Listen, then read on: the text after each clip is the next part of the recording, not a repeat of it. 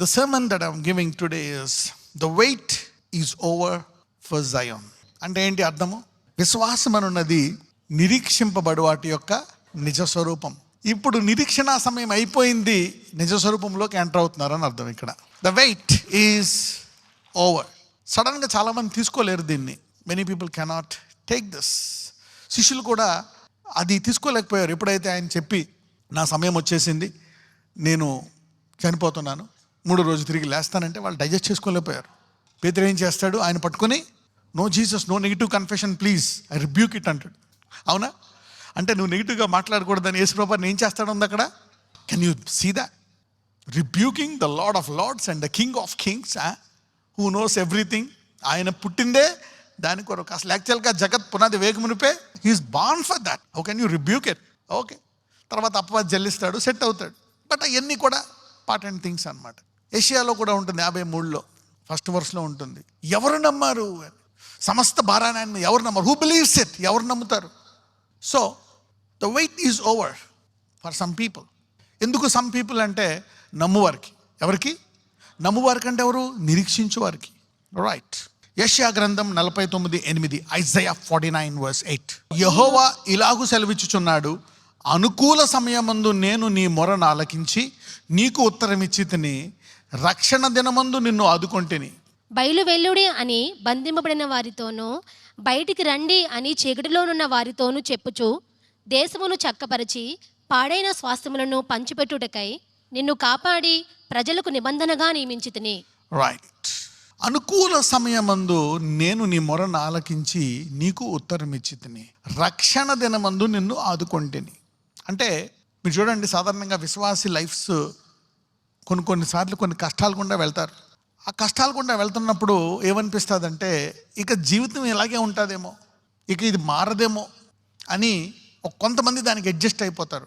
కొంతమంది ఇంకా ఇంతేనేమో అని బతుకుతారు. కొంతమంది ఇక వారి విశ్వాసాన్ని విడిచిపెట్టేస్తారు. కొంతమంది వేరే ద్వారాలు తట్టు వెళ్ళిపోతారు. కొంతమంది భరించలేక సహించలేక నన్ను తీసుకెళ్ళిపో ప్రభువా అని కూడా ప్రేయర్ చేస్తారు. కొంతమంది ఆ ప్రేయర్ కూడా చేయకుండా వాళ్ళకి డెసిషన్ తీసుకుని వెళ్ళిపోతారు. కానీ అలా వెళ్ళరు. సాధారణంగా దేవుడు వారిని అలాగా వెళ్ళడానికి ఆయన ఆటంకపరిచి వారి జీవితాన్ని బాగు చేస్తాడు. ఒక్కొక్కసారి అలాంటి విషయాల్లో ఆయన బయలుపరుచుకుంటాడు కూడా, ప్రవక్తలను పంపించి అనేక రీతిగా మాట్లాడతాడు. సో ఇక్కడ ఒక టైం ఉంటుందంట, అనుకూల సమయము అనండి. ఆ టైం కొరకు మనం వెయిట్ చేయాలా. ఆ టైం వచ్చినప్పుడు దేవుడు అనౌన్స్ కూడా చేస్తాడు. అబ్రహాంకి చెప్పాడు 25 సంవత్సరాల ముందు, నేను నీకు కుమారుణ్ణి ఇస్తాను అని. మధ్యలో అబ్రహాంకి విశ్వాసం పోతుంది. అయినా మళ్ళీ చెప్తాడు ఒక చోట, ఎలియాజరే నా కొడుకు అంటాడు. ప్రభువా నువ్వు అన్నీ ఇచ్చావు, నాకు కొడుకునివ్వట్లేదంటే ఎలియాజరే నీకు అని, నేను ఎలియాజర్ని తీసుకుంటాను అంటే కాదు నీకు ఇస్తానంటాడు. ఆ తర్వాత మళ్ళా ఒకసారి ఇంకా హగర్తో అయినా సరే ఒక కుమారుడిని కందామని, అలాగే ఇంకొకసారి. ఇక ఇదే నా జీవితం అనుకున్నప్పుడు దేవుడు మళ్ళా వచ్చి ఏమంటాడు? వచ్చి సంవత్సరం ఈ టైంకి నీకు కుమారుడు పుడతాడు. God sets a time.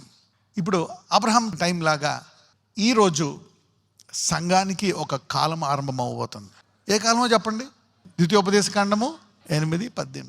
దేవుడిని ఎలా గుర్తుపట్టాలా, ఆయన్ని ఎలా వెతుకుతూ ఉండాలా. చూడండి, రామాలో అంగలార్పు, కానీ ఆయన సన్నిధిలో 2 మటుకు వేచి ఉంటారు ఆయన మందిరములో, సిమియోను, హన్నా. చూసారా? వాళ్ళకి తెలుసా? ఆ కుమారుడిని చూసి గుర్తుపట్టి ఏం చేస్తారు? చేతులతో తీసుకొని ప్రవచిస్తారు, ప్రార్థిస్తారు. You see that now? Prepared people will never miss Jesus. Prepared people will never miss the appointment. ఒక్కొక్కసారి దేవుడు ఎందుకు టైం చెప్పడం అంటే మనలో విశ్వాసం నిలకడగా ఉందా లేదా, దాన్ని ఇంకా బలపరిచి దాన్ని స్థిరపరచడానికి ఆయన అప్పుడప్పుడు ఆలస్యం చేస్తాడు. ఆ టైంలో నీ విశ్వాసాన్ని నీకు తెలియకుండా కూడా నేను కాపాడతాడు ఆయన. But he tries and tests you. Right. 105వ కీర్తన 19-20. అతడు చెప్పిన సంగతి నెరవేరు వరకు యెహోవా వాక్కు అతని పరిశోధించుచుండెను. అతడు చెప్పిన సంగతి నెరవేరు వరకు యెహోవా వాక్కు అతన్ని ఏం చేస్తుందంట? పరిశోధించుచుండెను. అంటే ఇక్కడ దేవుడు యోసేపు ఒక దర్శనం ఇస్తాడు. 11 పనులు నీకు మొక్కుతాయి, ఆ తర్వాత సూర్య చంద్ర నక్షత్రాలు నీకు. సో ఇది నెరవేరు వరకు యెహోవా అతన్ని ఏం చేస్తున్నాడంట? పరిశోధిస్తున్నాడంట. God is testing. అందరూ పక్కలు చెప్పండి, గాడ్ ఈస్ టెస్టింగ్ యూ అనండి. దేవుడు నిన్ను పరిశోధిస్తున్నాడు అనండి. ఎస్పెషల్లీ యంగ్ పీపుల్, పేషెన్స్ తక్కువ. ఎంత ఫాస్ట్ అనుకుంటారో అంత లేట్ అవుతూ ఉంటాయి లైఫ్లో. Now you see the test here. గుర్తుపెట్టుకోండి, the waiting time is the most important time. ఈ వెయిటింగ్ టైంలో టెస్ట్స్ ఉంటాయి. మనం యోసేపు జీవితంలో చూస్తే ఒక ఫైనల్ టెస్ట్ ఏంటో తెలుసా? Holiness test. ఏం టెస్ట్? Holiness test. ఈ యాత్రలో కొన్ని పరీక్షలు ఉంటాయి. నిన్ను ఇంకా పుటమి వేయాలా, లేకపోతే నీ టైం వచ్చేసిందా అని. నిన్ను ఇంకా పుటమి వేయాలి అంటే నీవు పరిశుద్ధతలో పడిపోతే నువ్వు ఇంకా పుటమిలో పడతావు అనమాట. సెకండ్ చూడండి, చెరుకు రసంకి ఫస్ట్ టైం ఇలా పెడతారు. కొంతమంది ఒకసారికే ఆపేస్తారు. కొంతమంది ఏం చేస్తారు, దాన్ని తెలిసి మళ్ళీ ఇరిచి మళ్ళీ రెండోసారి మళ్ళీ దాన్ని మళ్ళీ పెట్టి మూడోసారి మడత పెట్టి. సో ఎవరైతే ఫస్ట్ టైం సెట్ అయిపోయారో సెకండ్ థర్డ్ తప్పించుకుంటారు. Okay, so you will see those things. So మీరందరూ ఫస్ట్ టైంలో సెట్ అయిపోవద్దు గాక. Remember, whenever you are getting a temptation, you are getting something, devil, I'm not going to fall into this. ఎందుకు నేను ఇంకా late చేసుకోవడం, మళ్ళీ second మెషిన్లోకి వెళ్ళను, సెకండ్ టైం వాషింగ్ మెషిన్లోకి వెళ్ళను, వద్దు. సో వివాహంలో కూడా be careful in your choice. అందుకే నిబంధన ఏం చెప్పాను, పిల్లలు నీ మనవలు కూడా కాదు, పుట్టబోవు. దేవుడు అబ్రహాంకి ఎన్ని తరాల తర్వాత మాట్లాడతాడో తెలుసా? 400 సంవత్సరాల తర్వాత మాట్లాడతాడు. ఆ పిల్లలు వేరే వాళ్ళకి చెప్పేటట్టు నువ్వేం ప్లాన్ చేస్తావు? ఇప్పుడు ఏదన్నా ప్లానింగ్ ఉందా? You have any plans for that?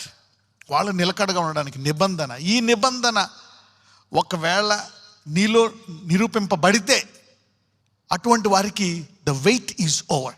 అటువంటి వారికి నీ నిరీక్షణ కాలం అయిపోయింది. లేదండి నేను ఇంకా హోలీగా లేను అని అంటున్నావా?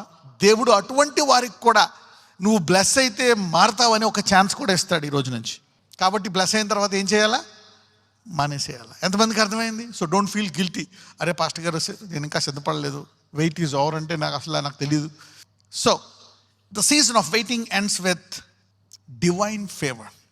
ఓకే, అతడు చెప్పిన సంగతి నెరవేరు వరకు యెహోవా వాక్కు అతన్ని పరిశోధించుచుండెను. రాజు వర్తమానము పంపి అతన్ని విడిపించెను. రాజు వర్తమానం పంపి అతన్ని విడిపించెను. ప్రజల నేలిన వాడు అతని విడుదల చేసెను. అంటే ఈయనే రాజు, రాజులకు రాజు, ద లార్డ్ గాడ్. ఆయన విడిపించాడు. ఆయన చెప్తేనే కదా ఈ రాజు విడిపించాడు. So the wait is over for many people today. Alright, for many people the time to answer your prayers has come. చాలా మందికి మీరు చేసిన సంవత్సరం ప్రార్థన, 2 సంవత్సరాల ప్రార్థన, 5 సంవత్సరాల ప్రార్థన, 10 ఏళ్ల ప్రార్థన, 20 ఏళ్ల ప్రార్థనకు జవాబు రాబోతుంది. The answer to your prayers is going. అంటే ఈమె ప్రార్థిస్తుంది, బైబిల్ చదువుతుంది, అన్నీ చేస్తుంది, ఏం జరగట్లేదు అనుకున్న వాళ్ళకి ఏ గిల్ట్ అయితే ఉందో, సిగ్గు అయితే ఉందో అది పూర్తిగా పోతుంది. ఎందుకంటే నీ ప్రార్థనలకు ఏమొస్తుంది? జవాబు. యోసేపు అంట తనకు కలిగినటువంటి ఆ బాధను, అవమానాన్ని ఏం చేశాడంట? మర్చిపోయాడంట. ఎప్పుడైతే ప్రజల నేలలో వాడు అతనికి ఆ స్థానం ఇచ్చాడో, ప్రపంచంలోనే ఒక ఉన్నతమైన స్థానం ఇచ్చాడో, తనకు జరిగిందంతా మర్చిపోయాడంట. అటువంటి కాలంలోకి అనేకులు ఎంటర్ అవుతున్నారు ఈరోజు. Many people are entering into that season. Okay, many things are happening. The family that is crying because of a loved one. అరే మా అమ్మాయి జీవితం ఇంకా బాగాలేదు, మా అబ్బాయి జీవితం ఇంకా బాగాలేదు, నా పిల్లల జీవితం బాగాలేదు, నా భర్త జీవితం బాగాలేదు, భార్య, ఇది ఎందుకు ఇలాగ అయిపోతుంది అనుకున్న దాన్ని God is reversing that situation. ఏం చేయబోతున్నాడు దేవుడు? దాన్ని reversing, shifting. God is reversing that season. ఆ తప్పిపోయిన కుమారుడు మళ్ళా ఇంటికి వస్తున్నాడు. ఆ తప్పిపోయిన కుమార్తె, ఓకే, ఆ నిరుద్యోగి, ఆ జరగని వివాహము జరుగుతుంది. God is shifting all these seasons. ఏ కళలైతే, అవకాశాలు అయితే కోల్పోయారు, అరే అప్పుడు బాగా చదువు ఉండాల్సింది, ఆ ఉద్యోగంలో జాయిన్ అవ్వాల్సింది, ఆ పెట్టుబడి పెట్టాల్సింది, నేను ఇలా చేయాల్సింది, నేను అలా చేయాల్సిందని నీవు గతంలో నీకు ఏదేదైతే నువ్వు చేయలేక అలా చేసుంటే బాగుపడే అనుకుంటున్నావో, ఓకే, ఆ కోల్పోయినవన్నిటినీ దేవుడు తిరిగి ఇవ్వబోతున్నాడు. The dream will come to pass. Right. తరాల నుంచి, సంవత్సరాల నుంచి, దశాబ్దాల నుంచి మూసుకుపోయిన తలుపులు దేవుడు తెరుస్తున్నాడు. God's doing this things. అందుకే నువ్వు ఎక్కువ డిప్రెషన్లో ఉంటే కూడా, ఎక్కువ బాధలు ఉంటే దీన్ని పొందుకోలేవు. ఒక్కొక్కసారి సగం ప్రిపరేషన్ కూడా కష్టమే. ఎక్స్ట్రాడినరీ ప్రిపరేషన్ అనండి, పూర్తి సిద్ధపాటు అనండి, విల్ ప్రిపేర్. చూడండి, 10 మంది కన్యకులు ఉన్న అందులో 5 నార్మల్, అంత సిద్ధపాటు లేదు. ర్యాప్చర్ అంటే పద చూద్దాం, ప్రైజ్ ద లార్డ్, ఏదో వెలుగుతున్నారు. అంటే మిగిలిన వాళ్ళు ఏం చేశారు? సిద్ధలలో they are real prepared people. వాళ్ళు సిద్ధపడ్డారు. They are real prepared people. I know మీరందరూ కూడా రియల్గా సిద్ధపడ్డారు.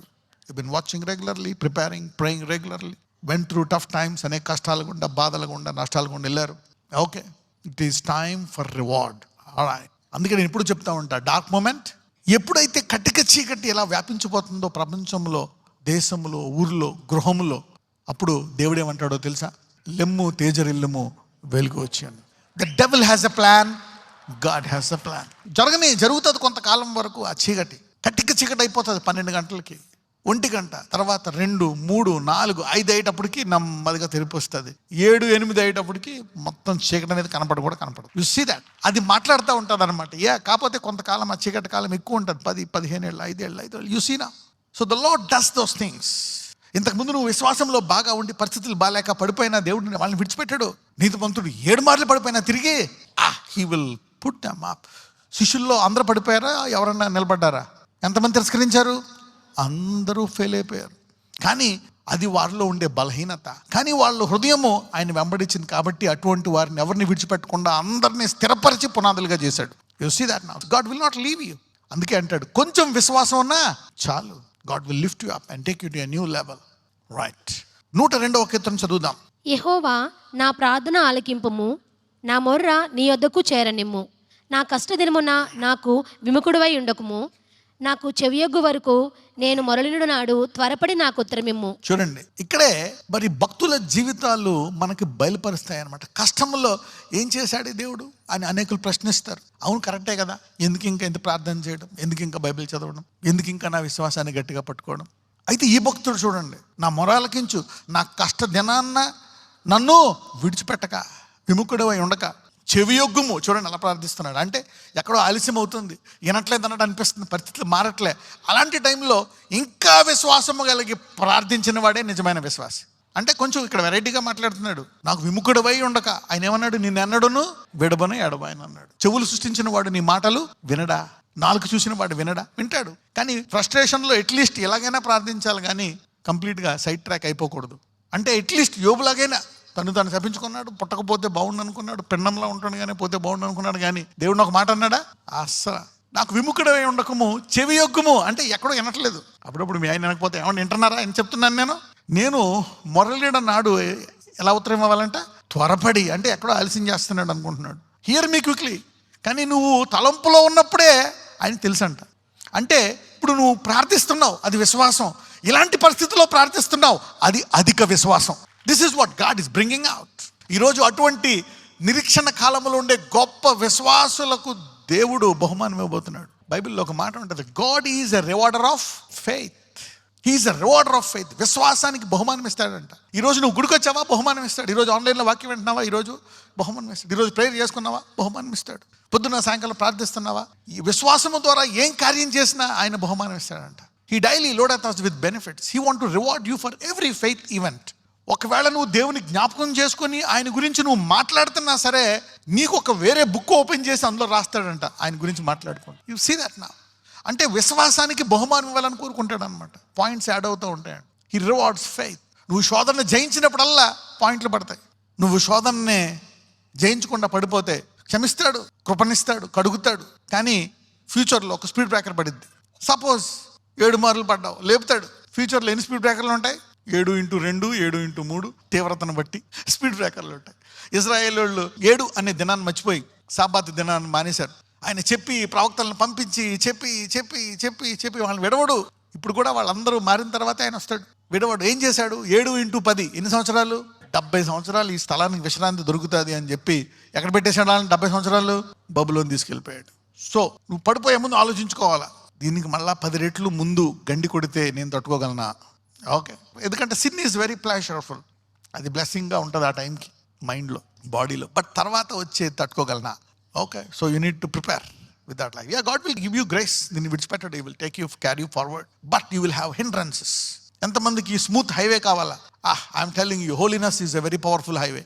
పరిశుద్ధత అనేది చాలా మంచి highway. So try to follow that. Okay. Now చదవమ్మా. పొగ ఎగిరిపోవునట్లుగా నా దినములు తరిగిపోవుచున్నవి, పొయ్యలోనిది కాలిపోవునట్లు నా ఎముకలు కాలిపోయి ఉన్నవి. చూడండి, సణుక్కొని వెనక్కి వెళ్ళిపోయే బదులు ఎలాగన్నా ప్రేర్ చేయండి. అర్థమైందా? Okay, right. ఎండ దెబ్బకు వాడిన గడ్డి వలె నా హృదయము వాడిపోయి ఉన్నది, భోజనము చేయుటకే నేను మరిచిపోవుచున్నాను. చూడండి, బాధ కష్టం ఉన్నప్పుడు భోజనం చేయబుద్ధి కాదు, అది అధిగమించేస్తుంది. ఆ బాధ, ఆ వేదన, it will overtake your mind, soul and spirit. చూడండి, ఎవరికైనా బాగా బాధలు కష్టం ఉన్నప్పుడు పెట్టాలి భోజనం. సిగ్గా ఉన్నప్పుడు వాళ్ళని లేపి భోజనం పెడతా ఉంటారు. చదవండి. నా మూల్గుల శబ్దము వలన నా ఎముకలు నా దేహమునకు అంటుకొని పోయినవి. నేను అడవిలోని గొడబాతును పోలియున్నాను, పాడైన స్థలములోని పగిడి కంటెవలేనున్నాను. అంటే ఇలా ఉన్నా కానీ ఆ పరిస్థితిలో మొరపెడుతున్నాడు కానీ విశ్వాసాన్ని విడిచిపెట్టలే. ఆ పరిస్థితిలో మొరపెట్టడమే గొప్ప విశ్వాసం, ఇంకా నిరీక్షణ కలిగి ఉండడమే గొప్ప విశ్వాసం. Carry on. రాత్రి మెలకువగా నుండి ఇంటి మీద ఒంటిగానున్న పిచ్చుకవలేనున్నాను. దినమెల్లా నా శత్రువులు నన్ను నిందించుచున్నారు. నా మీద వెర్రి కోపము గలవారు నా పేరు చెప్పి శపింతురు. నీ కోపాగ్నిని బట్టియు నీ ఆగ్రహమును బట్టియు బూడిదను ఆహారంగా భుజించుచున్నాను. అంటే ఏదో నా జీవితంలో కొన్ని శోధనలో పడిపోయా, అది ఇప్పుడు వచ్చి ఇలా స్పీడ్ బ్రేకర్ లాగా 10 రెట్లు స్పీడ్ బ్రేకర్ లాగా ఇలా ఇబ్బంది పడుతున్నాయి. నా పానీయముతో కన్నీళ్లు కలుపుకొనుచున్నాను. నీవు నన్ను పైకెత్తి పారవేసి ఉన్నావు. పైకెత్తి ఏం చేసావు? మళ్ళీ అక్కడి నుంచి కింద పడేసేవాడు. You lifted me up but you threw me down from there. ఇక్కడి నుంచి పడిపోతే బాగానే ఉంటది, ఆ పై నుంచి పడితే చాలా కష్టం కదా. రైట్. నా దినములు సాగిపోయిన నీడను పోలి ఉన్నవి, గడ్డి వలె నేను వాడి ఉన్నాను. చూడండి, ఇలా ప్రార్థిస్తుండగా ఇంక అయిపోయినా సరే, అంటే ఇంకా లాస్ట్ టైం బూడి తింటున్నాను, నా ఎముకలు ఎండిపోయాయి, ఇక చర్మం అంటుకుపోయింది, పీక్ టైంకి వచ్చేసినప్పుడు అయినా ప్రార్థిస్తున్నప్పుడు అటువంటి వారికి దేన్ని వాళ్ళు కనుక్కుంటారో చూద్దాం. సో ఇటువంటి గొప్ప విశ్వాసము కలిగి ఇంత బలహీనమైన స్థానములో ఇంత బలమైన ప్రార్థన చేస్తున్న వారైన దావీదుకి ఏం జరుగుతుందో చూద్దాం. యెహోవా, నీవు నిత్యము సింహాసనాసీనుడవు, నీ నామస్మరణ తరతరములుండును. 11వ వచనం దాకా ఒకటి మాట్లాడి 12వ వచనంలో కొంచెం బ్రేక్ ఇచ్చి ఏం మాట్లాడుతున్నాడు? నీవు నిత్యము సింహాసీనుడవు, నీ నామస్మరణ తరతరములు. అంటే ఇంతకాలం నుంచి నా ప్రార్థన ఆలకించట్లేదు, నా పరిస్థితి ఇలాగ అయిపోయింది, కానీ నువ్వు మటుకు పర్మనెంట్గానే ఉంటావు అని ఆయన సూచిస్తున్నాడు. చూద్దాం. నీవు లేచి సియోనును కరుణించెదవు, దాని మీద దయచూపుటకు కాలము వచ్చెను, నిర్ణయ కాలమే వచ్చెను. సడన్ గా ప్రార్థన చేస్తున్నప్పుడు పరిశుద్ధాత్ముడు మధ్యలో ఆపి అతని భాషను మార్చేశాడు. నీవు లేచి సియోనును కరుణించెదవు, దాని మీద దయచూపుటకు కాలము వచ్చెను, నిర్ణయ కాలమే. So the bright future is looking to enter in the darkest moment. So గొప్ప వెలుగు నీ కటిక చీకటి సమయాన్ని ఛేదించుకొని రావడానికి టైం చూస్తుందంట. You see that. సో ఇటువంటి ప్రార్థన మధ్యలో డైలాగ్ మార్చేసి ఏమైందంటున్నాడు? నా పని అయిపోయింది అంటున్నాడా? నీవు సియోన్ని కరుణించదవు, దాని మీద దయచూపుటకు కాలము వచ్చెను. ఏ కాలం వచ్చేసిందంట? I don't know what you have been through. నువ్వు దేని గుండా వెళ్ళావో నాకు అనవసరము. ఈరోజు దేవుడు దాని నుంచి నిన్ను పైకెత్తడానికి, విడిపించడానికి నిర్ణయ కాలం వచ్చేసింది. So there will be 2 అనాయింటింగ్స్. ఒకటేమో స్వస్థత అభిషేకము, ఆరోది ఇంకొకటేమో ఈ నిర్ణయ కాలములోకి నీకు స్వాగతం పలకడానికి ఒక అభిషేకం. This is to anoint you, to invite you in to the new season. The times, దేనికైనా టైం ఉంటుంది, బ్లెస్సింగ్ కూడా టైం ఉంటుంది. అయ్యా, ఇదిగో సమయం వచ్చింది, ప్రపంచంలో అనేక చీకటి ఉంది, నా ప్రజలకు అవమానం, అయితే నీవు నీ సంఘాన్ని నుంచి వెలిగిస్తావు నాయన. ఈ రోజు ఈ సంఘానికే కాదు, ప్రపంచంలో అనేక మంది విశ్వాసులకి ఈ కాలము రాబోతుంది నాయన. నీ సంఘస్థులను ఇదిగో ప్రపంచంలో అనేక చోట్ల నువ్వు ఆశీర్వదించబోతున్నావు నాయన. ఈ రోజు నీ సామర్థ్యం కొరకు అందరూ దాహము కలిగి ఉన్నారు ప్రభు. ఇదిగో నేనే కాదు, నా వచ్చు తరములు ఆ తరములకు బోధించాలని ఒక నిబంధన చేసుకున్నారు నాయన. ఆ నిబంధనను అబ్రహాంతో నెరవేర్చావు, ఇస్సాకుతో నెరవేర్చావు, యాకోబుతో నెరవేర్చావు. అయితే ఆ నిబంధనతో పాటు వారికి సామర్థ్యాన్ని ఇచ్చావు నాయన. ఆ నిబంధనను సర్వ సృష్టికి వెళ్ళి అయ్యా నీ నిబంధనను పరిచయం చేయడానికి వారి ముగ్గురికి సామర్థ్యం ఇచ్చావు. ఈరోజు ఇక్కడ ఉన్న వారందరికీ సామర్థ్యము దయచేయమని ప్రార్థిస్తున్నాను. Give them an ability, oh Lord. Deuteronomy 8:18, I claim it on their bodies, on their lives, on their spirit, soul, body. అయ్యా, ఇది వారి తరంపుల్లో ఒకవేళ వాళ్ళు జరగదు, నా పని అయిపోయింది, తట్టుకోలేక చనిపోతాను అనుకున్నా, ఇదిగో తండ్రి ఇది వారిని తాకి ఆశీర్వదించమని నజరేయుడైన యేసునామమున ప్రార్థిస్తున్నాము తండ్రి. ఆమేన్.